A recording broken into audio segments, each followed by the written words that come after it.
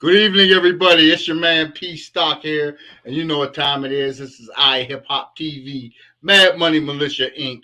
One on one. You know we're here. We always bring those great, exciting artists. You know everything that's going on in the music and the culture involved in hip hop and music. You know, big shout out to Aladdin 19 holding us down in the Bay Area. You know, big shout out to Young NAZ, 2K Kent, Frank Stickums, whole crew in the Bay Area, Black Sea, you know, holding it down. You know, everybody shout out. And tonight's no different. Tonight, you know, this is a special treat. The guest tonight is a Bay Area artist, you know, with a great history and what I consider, and what a lot of us consider, you know, a groundbreaking artist, a part of the duo that laid the foundation for a lot of these female artists today, you know, in the music business. And here's somebody that's been in the music business, that's came up, been signed to record labels, done everything independently on her own, has a group, and you know, dealt with other artist collaborations and other people. So the whole gamut of the business. There's nothing you can tell this woman about the record industry that she don't know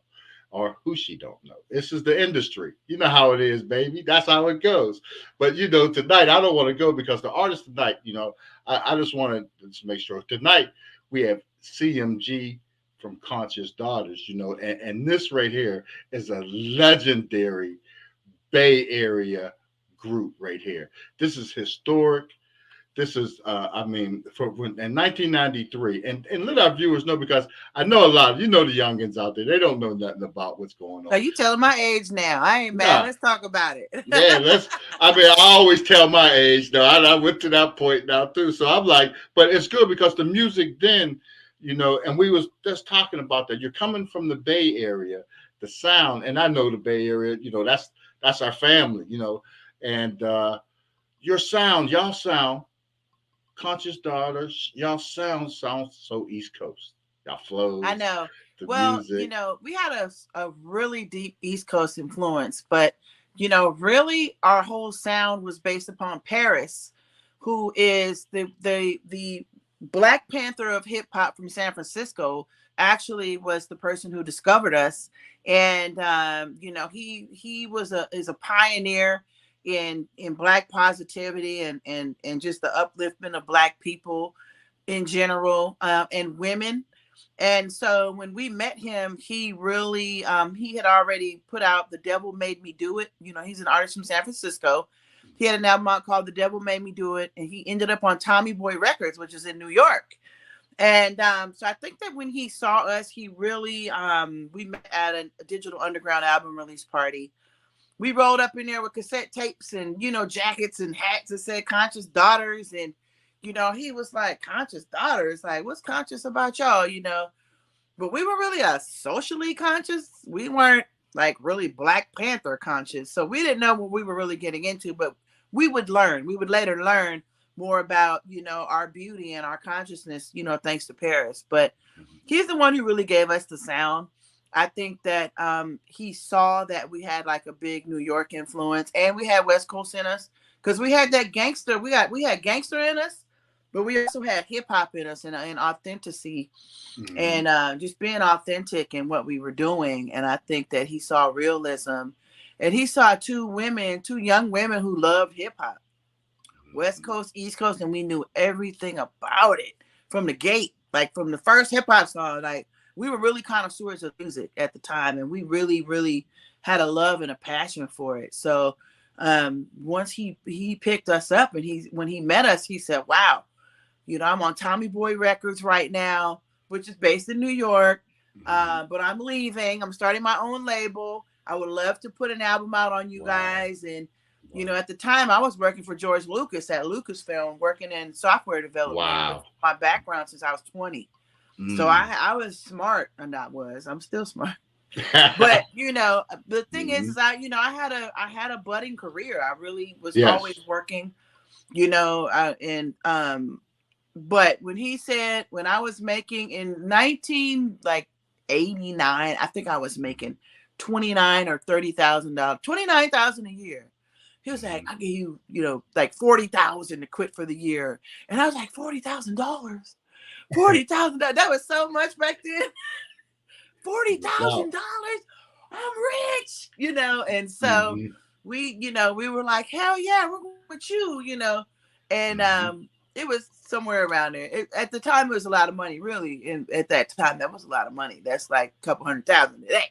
So, well, I wouldn't take that today, but the point is, it's a lot of money. It's a lot of money when you don't have nothing. So, yeah, it was a blessing to join with him. He really gave us a great sound, and his mastermind really behind Conscious Daughters, because we were out there just being ourselves, and he knew how to package us up. He knew how to send the message to the people. He knew what to do with us. And that's really how we blossomed out of Oakland and Richmond, California. Wow. And he did all the production and everything early for y'all first hits? Yeah, he did all the production. I mean, if you do your homework and you type in Paris, the Black Panther from San Francisco, he has he's a very controversial rapper. He made a lot of songs about police brutality, and he made some songs about the president in the White House. And he took one of his album covers, he had a sniper or some kind of automatic assault rifle. He was standing on the porch of the White House, and he then became a target of the Secret Service. So while we were trying to travel, Paris he had a target on him, like being harassed, stopped, and he would get stopped, and only I think like once it ever happened when we were all of us together. But yeah, he was on the watch list for assassinating the president for a while. Wow. But it was really just him giving a message. He's not a murderer or killer. It was just the controversial album cover that he did called "Sleeping with the Enemy." So if you look that up, you'll see him standing on the White House porch. He's not really standing there. I mean, it's like, it was a Photoshop or whatever. But yeah, they had it in there. I doubt he was standing there like that, but it was a great album cover, and it really caused a lot of attention. And it was at the time when Ice-T came out with that Cop Killer song, and all the politicians came out, and they were like, fuck this, this rapper and that rapper, and they're, and all this stuff. And he was kind of caught up in all of that at the time, which brought a lot of attention to us. And meanwhile, we were able to blossom and bloom on our own, because we were kind of a little more street. He was more serious about what he was doing, but he let us be ourselves and gave us, a great deal and everything. And so, kudos to Paris. He's the one who really, really is the backbone of the Conscious Daughters sound. Wow. Yeah, the sound. Kudos. Yeah, that's a great sound. But, you can't, I mean, he helped with that sound, but just your flows, I mean, you're both were hot spitters, and women for that time. Did y'all ever run into problems where guys just get mad, just, No, throw down and here's the thing. There was none of that. Even during the East Coast, West Coast battles, and even when we went to New York, we got so much love. Nobody hated on us. That's dope. I remember running into DJ Evil D, who was a DJ out there and also the DJ for Duck Down Music. He was like, I have never seen a record label force a record on somebody so much. They said, if you want Ice Cube, you got to pay the Conscious Daughters. If you want the new Ice Cube, Priority Records really, really did a great job with Conscious Daughters. They put us out there. They wheeled and dealed with other artists to make sure that we got our play, and New York loved us. We had a ball. We had no problems going out there. It was just a great experience of the whole time that we were there. I think people really saw the realism in what we were doing, because Special One first of all, she's a comedian. And we've been rapping since we were like 11, 12 years old. We are best friends. We started very early. Remember I told you she was in radio? Yes. So she started off as a radio baby. By the time she was 10, she knew how to work all the equipment, reel-to-reels, ADATs, tapes, the board, everything. Wow. So by the time we got to high school, when she signed up for the radio class, the teacher said, I can't teach you anything. You're going to be my assistant. So she became the assistant and the production manager, 9th, 10th, 11th, 12th grade in high school. So we used that facility to record. Great so we advantage. had cassettes, and everywhere we went, we were giving people tapes. Cassette tape had our phone number on it. We wrote our name, Conscious Daughter. Then we had a phone number. We had a little answering service. You know how you call an answering machine? Come on. Yeah. We would go through our messages, and Paris called. So we it was a great thing. But the talent really came from her being in radio and us being students.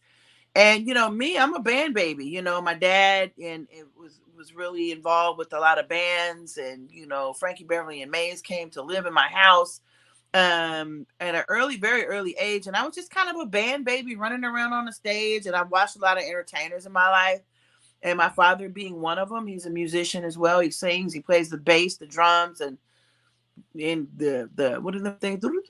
He plays all those anything. He plays the triangle, the thing that you I can't think of what it's called. He plays all kinds of instruments. So I've always been a student of music, and I listen to Dolomite. I listen to, 60s music, 70s music, 80s music. As a kid, I grew up with my dad. My mom was a nurse. She worked the night shift or the day shift, and sometimes the night shift. And I all my time with my dad, and that's really. I hear songs now that are from the 60s. I have no idea how I know the words. That's because my dad was blaring music in his car riding me around all around day after day after day when I'm 5 years old. So I know how to deliver a verse. Yes, because I watch so many people do it and get on the mic and get on the mic. Ooh, when you get on there, you gotta you gotta do something. It's not just go up there and be like, okay, I want to be a rapper or a singer. It's something that was really embedded in both of us at an early age. And I think the fact that we were best friends, really, really made the chemistry more, because there's a lot of female groups out where they just met each other or they're put together. And then they start bumping heads. Well, why are you the lead singer? Or why are you, girl? And then they start fighting. And then, it's just, it's a very, very difficult thing to maneuver with women, especially because, it's a lot of emotions involved. Somebody might get pregnant, ruin everything. In your mind, you ruin everything, you're pregnant. It's just different for women, period. It is. It really is. And the fact that we made it through that, we were just being our damn self. We was like, we go up in here and where the mic at? And then Carol, she's crazy. Like, she's a comedian, and she's just, all the dudes loved her. Like, she know how to rock a party. She knows how to communicate. She knew how to just get along with everybody. She would be sitting in the airport talking to an old 60-year-old white man, 70-year-old white man, just sitting there with them. And I'm like, who are you talking to? She's like, this is my friend Tom. I'm like, I'll just go get a drink. I come back and she's talking to some stranger. She was so personable and lovable. She can relate to anybody. So rest in heaven, my sister. She was amazing. Like, was amazing, period. And I think her personality, and she was a great freestyler. Like, she will freestyle about whatever you got on. And that right there showed that she really had the skills. I wasn't the best freestyler, but what I did do was keep a little something in my back pocket to be ready when she go see. Because when we come up in the time when somebody say bust a rap, and you gotta be ready to do that. Gotta go. Gotta be able to go. So me, I kept them up here, but the mix between her being authentic and then me coming in, it just made it just a perfect blend of a perfect meal for dinner. Yeah, y'all vocal instruments together, y'all flows, and that's what and I'm telling the viewers, go out and check out all the music. Well, once you do, it's gonna get stuck. It's gonna be like new music again in that era for people that never heard. Yeah, we have some music out that's not properly like labeled in some of the streaming services. So I'm trying to get all of that stuff together. We have an album out called The Nutcracker Suite, which doesn't always pop up. The Gamers album. I did an album under my name, CMG. It's called The Jane of All Trades. So I'm trying to get all of our catalog together. So if you Google me or Google Conscious Daughters, everything pops up at one time. Everything's going.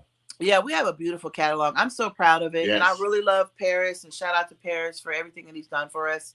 I wish we could work together again. Really, honestly, I'm trying to I feel like all of these groups are doing these reunion things, and I Yeah, want to reunite with him. You know, yeah, we're kind of yeah. in different spaces right now, but I know he's still doing music, so I'm hoping to reconnect with him so that we can just do like a sign off album or like a Sign, yeah, just a quick yeah. comeback or a finale or something, you know. Mm-hmm. So I'm Mm-hmm. hoping that I can get with him to do that for That's sure. big. That would be great. Like, That's and what I I'm know saying. you have big events in the Bay Area when all the artists come out and play too, and that would be a good Love it. place to tip it off. To make it all. Lenny Williams. There's so much talent in the Bay Area Oh wow, that yeah. people do not think about. And that's why the hats goes off to the Bay Area and Conscious Yep. Daughters and what y'all did. Your legacy in hip hop is cemented by the music, the quality music, the good music, and like I said, the innovative and groundbreaking path that you made for other female artists today.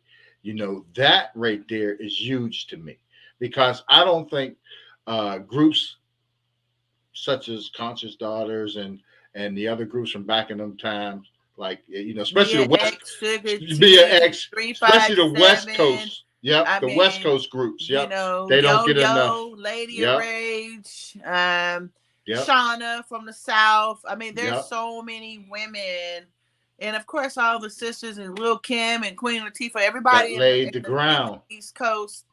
There's just so much beautiful examples, and I don't know why they're not following it. Yeah, yeah, yeah.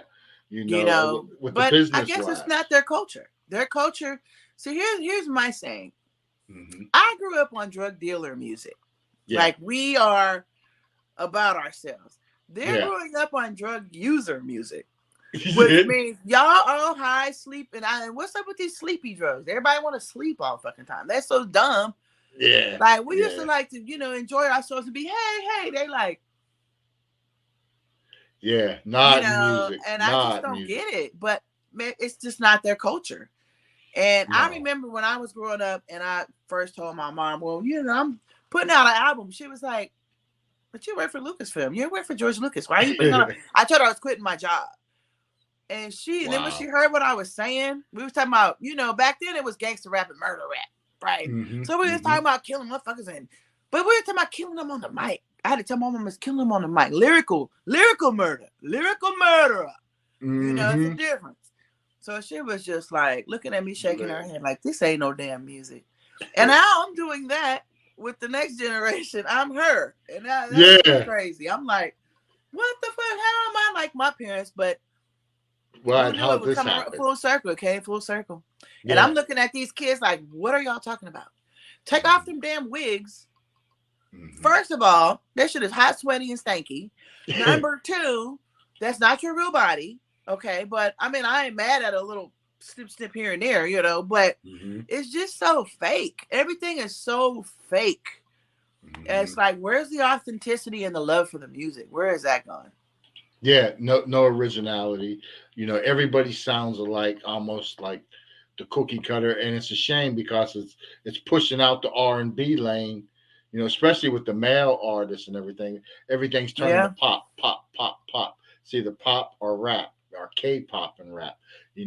That's what it's come down to. And But a lot of the women that are out now, the ones that are speaking positivity, Rap City, and all these hmm, other female artists that really have a great flow and good content, they get yes, zero shine. I'm not gonna say no, zero shine. They're no, popular, but they don't get no exposure like the like the Ratchets. other ones. Yeah, yeah, because that's And what's some selling. of that ratchet stuff I get into. I ain't gonna lie. You know what I'm saying? I get It's into it, catchy. but I'm forced. I've been forced. Yeah, The it's first time I catchy. hear it, it ain't all that.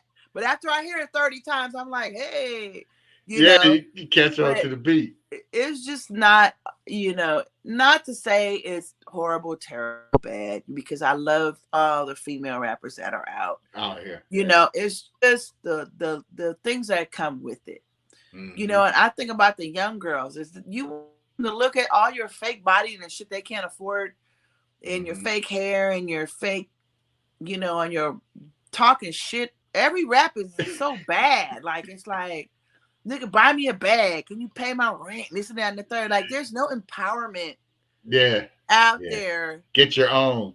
Make your Right. So own. you're teaching these young girls, okay, let me get a fake ass, some fake titties, some fake hair, some fake lips, some fake eyelashes, and write some fake ass raps and be a fake motherfucker, and then try to find me a man. Like, Wow. then they be like, the men are like, have so many choices, they turn to girls. So now it's the old gay thing. They slamming the gayness down your throat. You know, it's just not.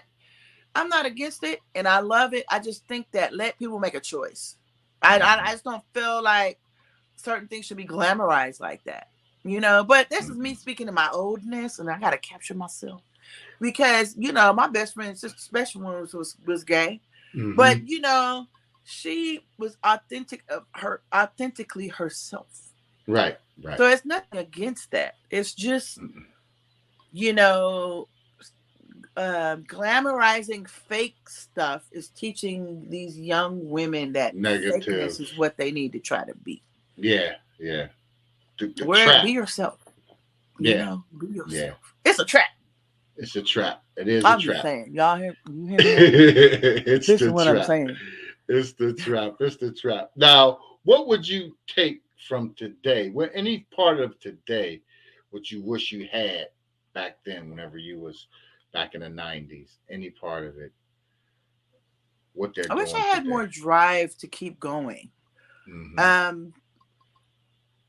I've always had a job, and I'm not going to say money, but investments and things. And I feel like I got a little comfortable like at some point and was like, well, the reason why Conscious Daughters kind of ended was because Napster came out.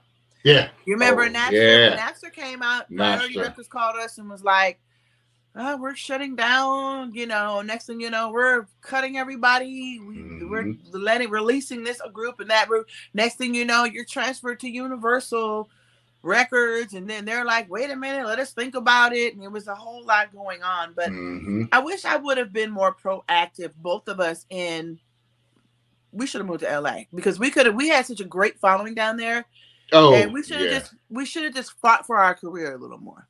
That's what I would have told myself because I feel like we could have been one of the greatest groups ever.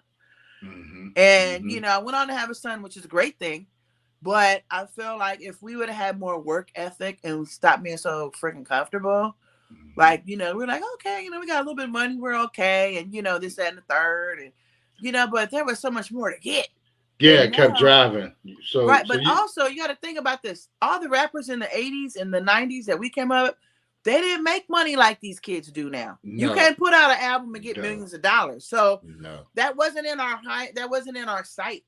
You know, now these kids, they go out and do all these shows and get all this money, you know, and hey, had I known that, we would have took a whole new trail, you know. But, through the shows. But I wish we would have just really been more serious about continuing our career, you know. But everything turned out the way it was supposed to. Turned out, yeah. I can still flow though. You still got the flow. And you know, I'm about to get on these old school tours, and I enjoy doing it. That's the most important thing. You know, I do these shows, the few that I get, I love doing them. I love to go out and still get on stage and, you know, do what I got to do. Yeah. I love to transform for a night and just be that, you know, 20-something-year-old in the 90s vibe, you know, and that's great for me. Yeah, for sure. And that's a great vibe. Even though, you know, for that time, that's a great vibe. You know, we was wearing our clothes a lot looser too, you know, at that time. And that's true because the girls, if you look at like us and Escape and just any of Aaliyah, we all had our baggy gangster gears and bandanas and, you know, we was out there just trying to say we're not sex symbols, right? Yeah. And then here comes Lil' Kim, like killing it. We were like, damn, we should have done that, you know. But you didn't realize at the time we were in the era we were in. The era that we were in was, let's prove that we are females and we don't need the guys because there were so little of us. There weren't many.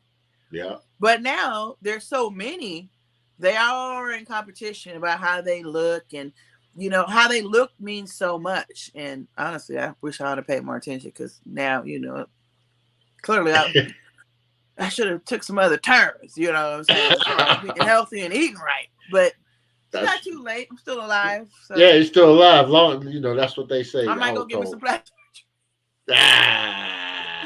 Come on. You don't need it. But yeah, I with your flows, you get out there and do it because that is a need. That's the history. And that's what I'm saying.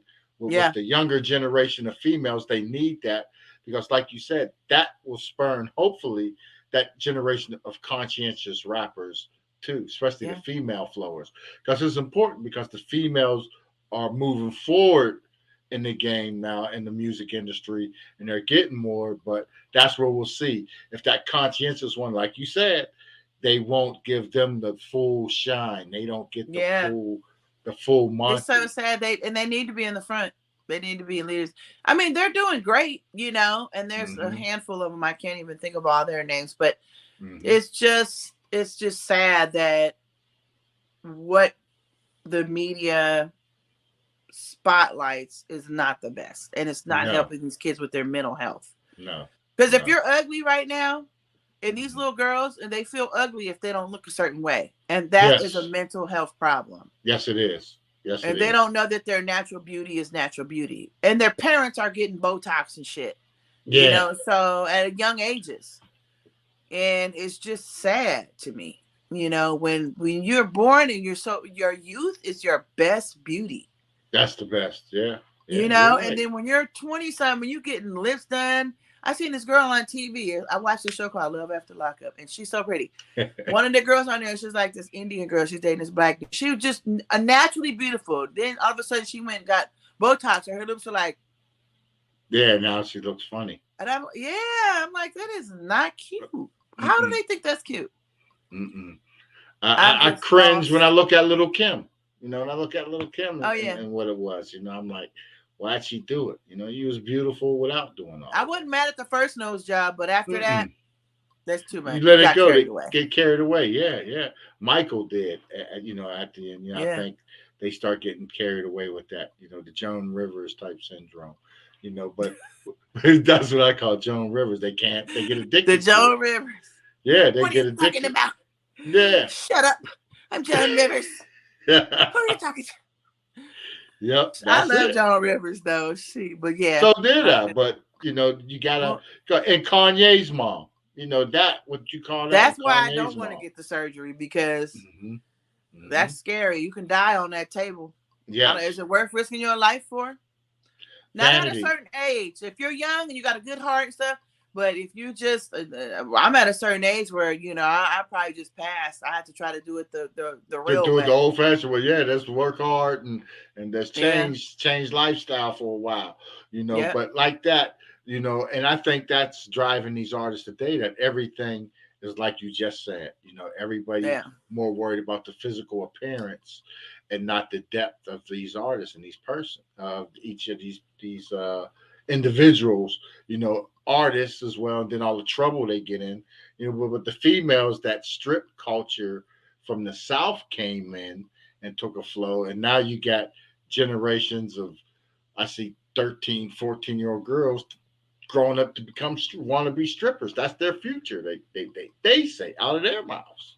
I'm gonna get bags. I'm gonna get me some bags, some Birkin bags. You can buy a whole car, a whole fucking house with one of them goddamn bags. Fuck that bag. Fuck that bag. I mean, I got some designer shit my damn self, but I bought it with the extra money that I had. I'm not gonna just invest in that, and I ain't got no house to pay no rent. To pay no utilities. Don't buy a $80,000 car before you buy a house, like E40 said. No, don't do it. And that's what these people do. They blow, and I've seen it back in the 90s and stuff. Guys get they get the money up front. Usually back then it was about 30,000. Depends on what you got. They got the 30,000, and I see guys. I'm gonna get this pack. I'm gonna flip this pack, and do this and do that. And you're still doing that. And your album, you got a couple singles blown on your album. You still living in the hood. You ain't doing nothing. They eating off your money. And they got kids. And they have kids. They ain't paying for. No. And that's the big thing. Yeah. But anyway, I still love hip hop. I think it's just, going through a phase. And it's always going to be that way because we had the 80s phase You had niggas dressing in blouses and shit back in the day. Grandmaster Flash and them came out, dude, looking all crazy like P-Funk. That was the thing. It was cool. It was not crazy. We loved it. Then you brought the 80s out. You know, they came with the gangster rap and they was all in hoodies and, you know, that was cool. We had the backpack era. You know, that was cool. So I'm kind of putting this into that category. It's just very extreme. Yes. None of them other categories were like clothing. Didn't nobody start getting surgeries and shit and taking pills and, you know, doing all these fucking drugs and shit like that. It was never like that. It was always something, yeah. But this is extreme. These pills that they take, this hardcore ass, I don't know what they're called, fentanyls and you know, that shit is crazy. That's like shit that they I can't believe it. I would never put a pill in my mouth ever as a kid. Pills was like, oh, you're gonna die. Like back in high school when they used to do the mescaline tabs and I was like, oh, I would never do that. Y'all go, it's in you. Once it gets in you, you can't get it out. Oh, no. Yeah. If it's fentanyl kills you, why do you want to take something that you got a chance of dying? I barely take ibuprofen. I'm not taking a pill until I get old and I need medication. My body will accept it, and I'm gonna live a little longer. Other than that, that's it. No, I don't need no pain pills. No, thank you. For what? Yeah, for what? That's true. So hey, that's beautiful. You know, and I'm glad. You know, and I want the viewers to definitely tap in and follow. You know, Conscious Daughters and hey, look, it's Conscious Daughters on Facebook, Instagram, Twitter. I gotta set my Twitter up. I'm not really on Twitter that much, but you know, I don't know.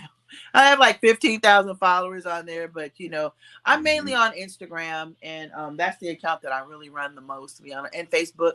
Right. But you know, just reach out, consciousdaughters@gmail. Anybody who wants to talk or interview or get some advice, or even if you're a female rapper, you know, I'm always looking to help others. I have an artist that I picked up.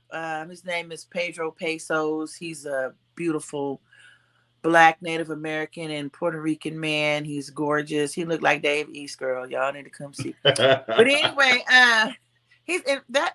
more importantly, he's a great rapper, great artist, great writer, and all around great talent. So I've been working with him and developing him. And, you know, we're going to be going on tour and making some stops. And I'm trying to get out and about. And hopefully you'll see me soon on television and some other places. So where can an artist get at you and send you some of their videos or music if they want to send it? consciousdaughters@gmail. Make sure you spell it right, because a lot of people spell it wrong. CONSCIOUS. Conscious Daughters@gmail. I'm Conscious Daughters on Instagram.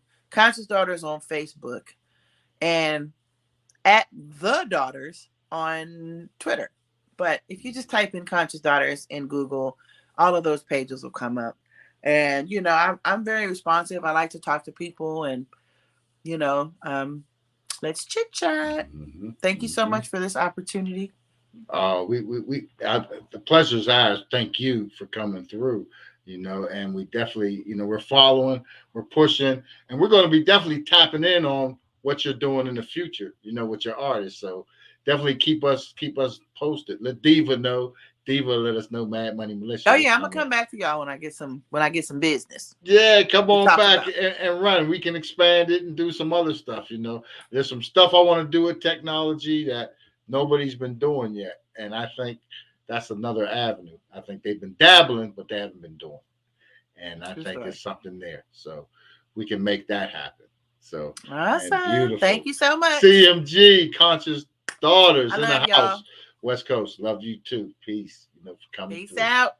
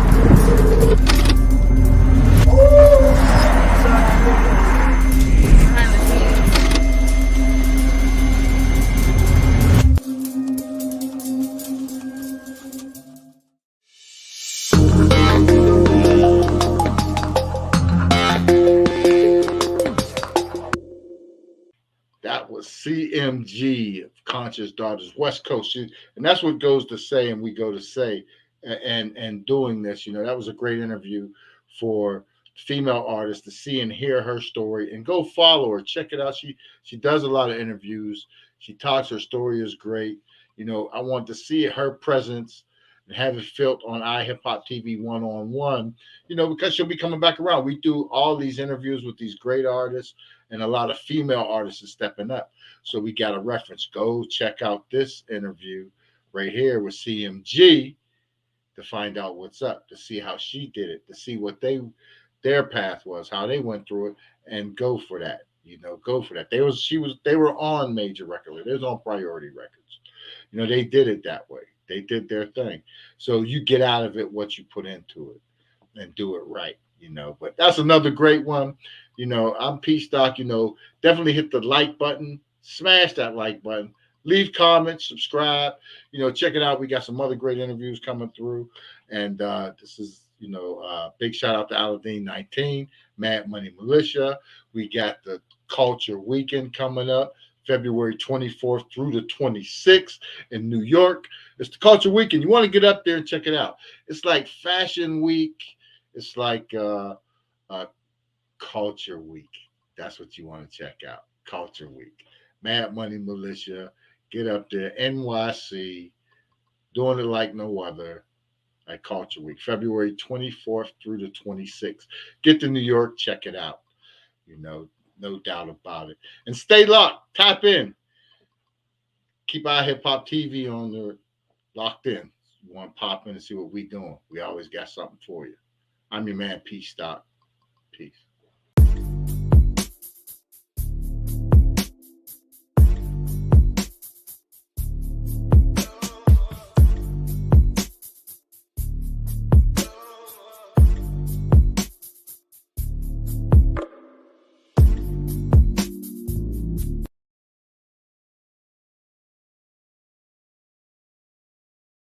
If you had the power right now, via Marie, okay? You had the power right now, and you could change anything about the music industry, what would that be? I don't want to say feminism, but how hard it is for female rappers, African American female rappers. No cap, can't fuck with me, no flex from the back of the back. Ain't been running up checks. Put my city on the map, I'm up next. I bet he got that glizzy on his lap, but put that 40 to his for sure. Like, ain't no way I shouldn't be. My foot on the gas, no brakes. Like, that's putting the work in. I'm up next. I promise. I hear you. For sure. Shout out to iHipHopTV, Dark Diva, Mad Money Militia. You know what the fuck going on. Stop playing with them. Stop playing. Yeah. You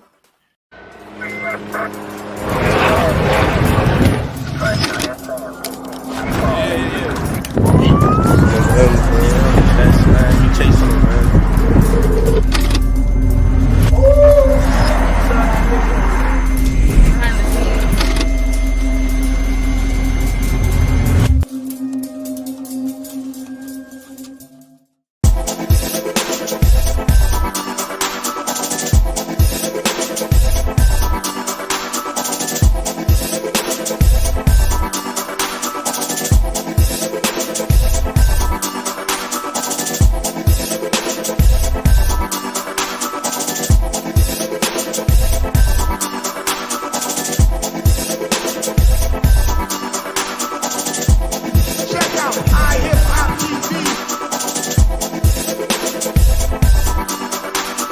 Out on hiphoptv.com on YouTube. Shit is fire.